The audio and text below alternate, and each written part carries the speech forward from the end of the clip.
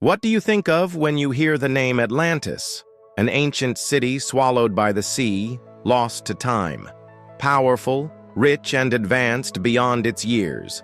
The very definition of paradise until it wasn't.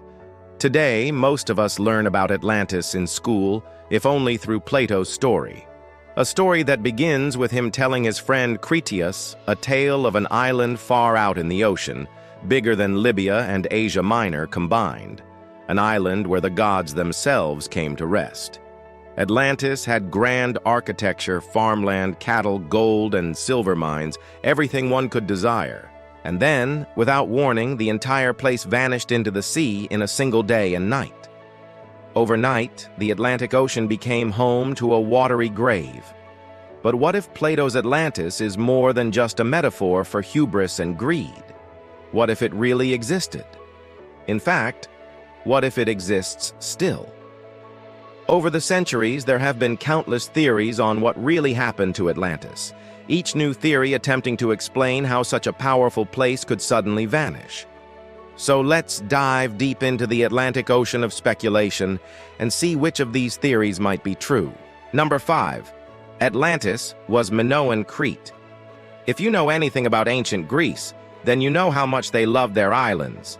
Some were known for trade, others were known for military strength, and some were known for their art and culture. This is why it's not surprising that many scholars believe Plato based Atlantis off of a real place.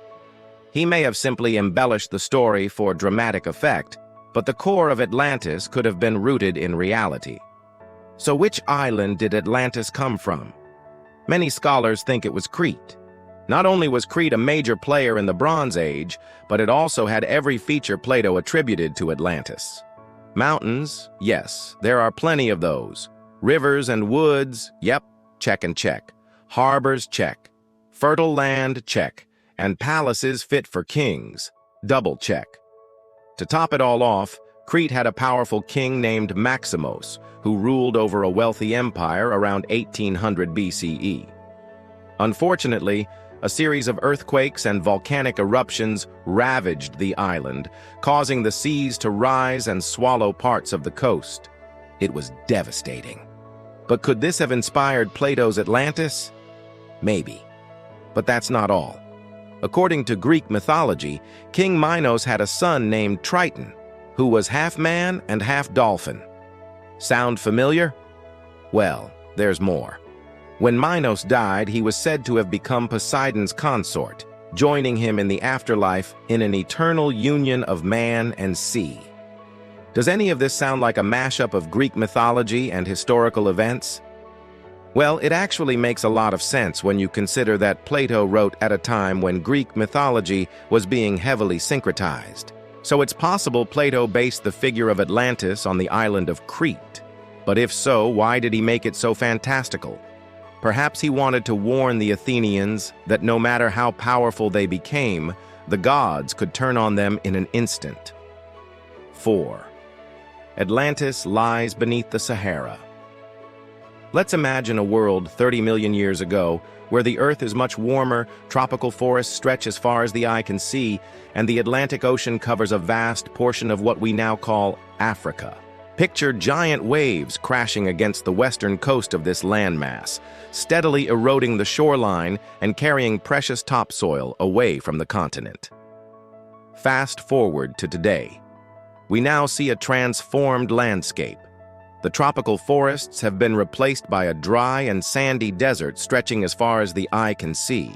The mighty Atlantic Ocean has retreated, leaving behind vast stretches of arid land. Could this gradual geological process hold the key to understanding the disappearance of Atlantis? Supporters of this theory argue that the current Sahara Desert was once a lush and vibrant region, similar to Plato's description of Atlantis. They point to geological evidence that suggests the Sahara was once covered in vegetation and supported a thriving ecosystem. Additionally, satellite images and aerial photographs reveal mysterious linear features that resemble roads and structures, hinting at the presence of a lost civilization. What's more, recent discoveries of ancient Egyptian artifacts and settlements along the Atlantic coast further support the notion that the coastline has shifted dramatically over time. These findings suggest that the Egyptians may have once inhabited regions that are now submerged beneath the ocean. Could this be the physical evidence we've been searching for? Evidence to support the theory that Atlantis was real and that it once stood proudly on the edge of the Sahara Desert before the rising sea levels swallowed it whole. As we continue to explore the depths of Plato's cryptic narrative, we must keep an open mind and consider the possibility that the answers we seek lie hidden beneath the sands of time. Number 3. Atlantis was Antarctica before the ice. When Plato described Atlantis, he made sure to mention its perpetual summer climate, fertile lands, and bountiful harvests. If we take these descriptions literally, then Atlantis couldn't have been located in a place with harsh winters. So how about a place that stays perpetually warm? Enter Antarctica. But surely you're thinking, Antarctica is covered in ice. How could Plato have gotten that wrong? Well, it's worth remembering that Antarctica wasn't always frozen solid. In fact, scientists estimate that the continent was largely ice-free until around 35 million years ago. This means that during the Eocene epoch, which lasted from 56 to 34 million years ago, Antarctica was likely much warmer than it is today. And what's more, the continent was connected to South America by a land bridge, so a civilization could have easily migrated there and established a settlement. But you might be wondering, what happened to all the ice? Well, according to scientists, a series of dramatic climatic shifts led to the formation of the Antarctic ice sheet. This means that the landmass once enjoyed by the Atlanteans was gradually buried under a thick layer of ice, transforming it into the frozen wasteland we know today. But wouldn't a civilization have noticed the ice coming? Well, perhaps they did.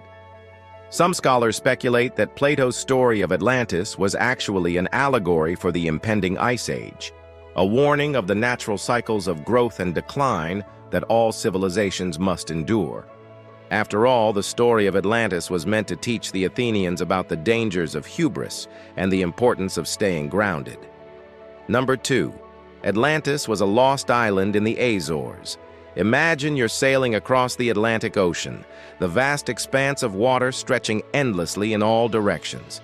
Suddenly, in the distance, you spot a lush green island rising from the waves. Excited, you steer your ship towards it, eager to explore this newfound paradise. But upon closer inspection, you realize that the island is not what it seems. Lush green quickly turns to barren rock, and what appeared to be a tropical paradise is actually a desolate wasteland. Disappointed, you realize that the island is nothing more than a mirage, a tantalizing glimpse of something that never truly existed. Welcome to the Azores. Now, before you dismiss the idea, hear us out. The Azores archipelago consists of 9 volcanic islands located in the mid-Atlantic Ocean, about 1,400 kilometers west of Lisbon, Portugal. These islands are known for their stunning natural beauty, with each island offering unique landscapes, from lush green hills to black sand beaches. But what if there's more to the Azores than meets the eye? Could these islands hold the key to unraveling the mystery of Atlantis? Some believe that the Azores could be the real-life inspiration for Plato's fictional account of Atlantis. This theory is supported by the fact that the islands were uninhabited when Portuguese explorers discovered them in the 15th century. Yet they bear evidence of human activity dating back centuries. What's more, recent studies have revealed that one of the islands, Santa Maria, was once part of a larger landmass that connected it to North America. This discovery suggests that the Azores could have been home to a lost civilization that thrived on the island before it broke away and sank into the ocean.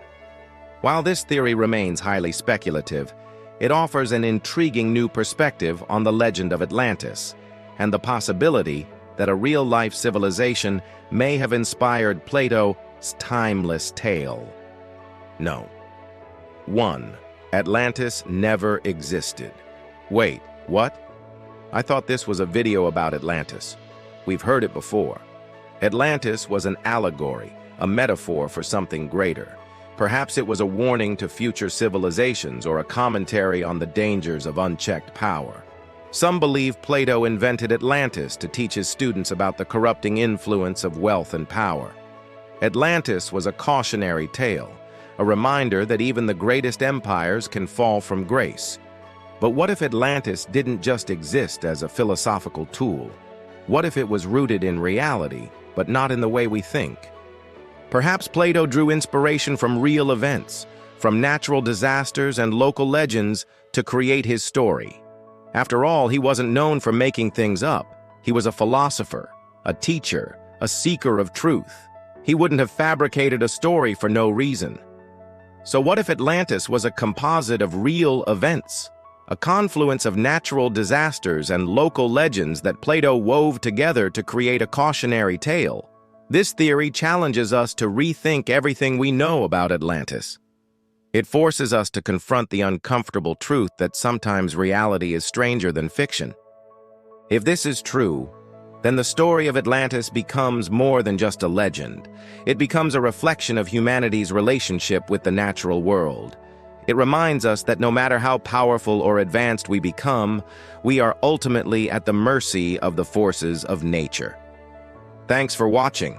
Which theory resonates with you the most? Do you think Atlantis was real or just a figment of Plato's imagination?